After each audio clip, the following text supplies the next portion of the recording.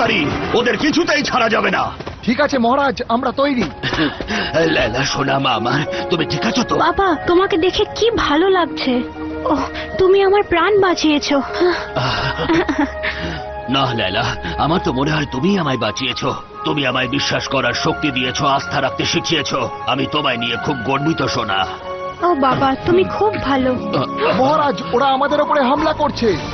বাবা, তুমি যদি ওদের ব্যস্ত রাখতে পারো তাহলে আমি পোর্টালের দিকে যাবার চেষ্টা করব আর দেখবো কিভাবে ওই পথটাকে আটকে দেওয়া সেটা যায়। খুব বিপজ্জনক। যদি ঘূর্ণিটার খুব কাছে যাও তাহলে ওটা তোমায় টেনে নিতে পারে আর তুমি চিরদিনের জন্য হারিয়ে যাবে। কিন্তু এটাই একমাত্র উপায়, আমাকে চেষ্টা করতেই হবে। একটু দাঁড়াও, এক্ষুনি নয়। পণ্ডিত তিবক এখানে আসছে। অ্যান্ড্রোসের মহামান্য পণ্ডিত ব্যক্তি জানেন কি করতে হবে। ততক্ষণ এই দানবগুলোকে জব্দ করা যাক। তুমি ওই নিরীহ মৎস্যকন্যাদের ভ্যালচারের মন্ত্রকে বিনষ্ট করতে পারবে? আমার পরিগুলোর সাহায্যে নিশ্চয়ই করতে পারবো। বেশ, তাহলে আমিও ওদের উস্কিয়ে এখানে আনছি। রক্ষীরা সবাই সরে যাও আর রাজকন্যাকে একটু জায়গা দাও। অ্যান্ড্রোসের জন্য।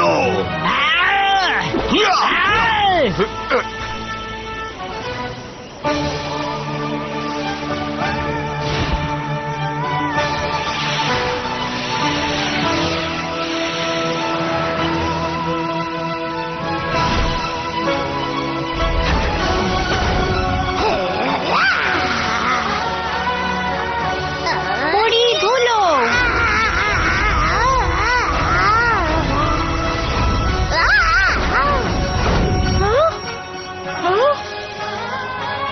ভ্যালডোরের জাদু কেটে গেছে।